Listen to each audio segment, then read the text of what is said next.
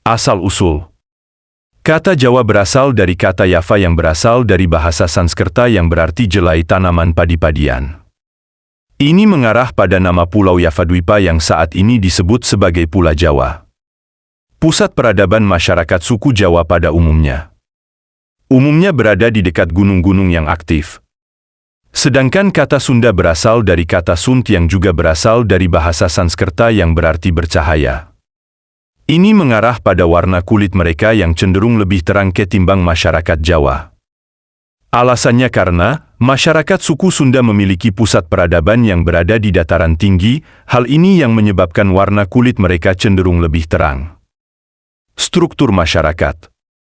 Masyarakat suku Jawa, menurut Koen Jaraningrat, 1963, dibedakan menjadi 4 tingkatan sosial, yaitu dara, bangsawan, priai, birokrat, wong dagang atau saudagar, pedagang, dan wong cilik, rakyat kecil. Dara berada di tingkatan yang paling atas karena merupakan bangsawan, serta berpendidikan.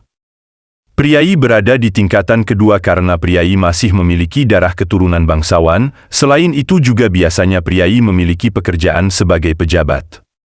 Wong dagang berada di tingkatan ketiga, karena masih kurang dalam mendapatkan pendidikan yang membuat mereka hanya menjadi pedagang dan sebagian buruh. Wong cilik berada di tingkatan keempat, karena mereka memiliki pekerjaan sebagai petani, pekerja kasar, bahkan pengemis. Sedangkan dalam masyarakat suku Sunda, golongan sosial hanya dibagi menjadi 2, yaitu golongan menak dan golongan cacah, somah.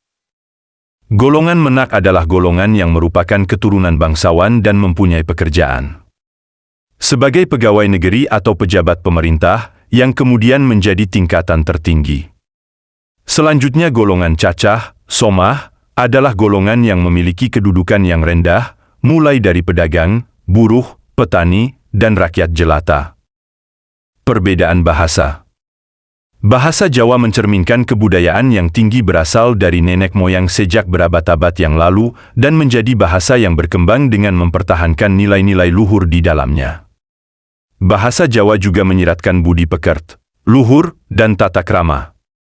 Ditinjau dari tingkatannya, terdapat 2 bahasa Jawa, ngoko dan krama, dan digolongkan menjadi 3 berdasarkan persebarannya, yaitu dialek barat, dialek tengah, dan dialek timur. Sementara, dalam bahasa Sunda terdapat unda usuk yang terbagi menjadi basa lemes, basa loma, basa kasar.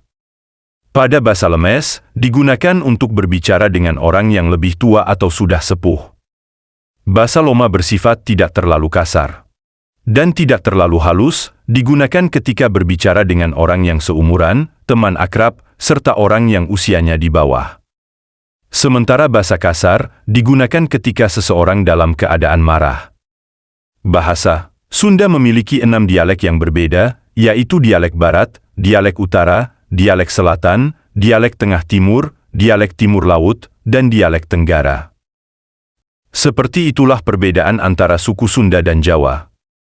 Sebenarnya masih banyak lagi perbedaan lainnya yang harus dibahas, semoga perbedaan inilah yang selalu menyatukan suku-suku yang ada di seluruh Indonesia. Saya Cerita Kaula, sampai jumpa lagi.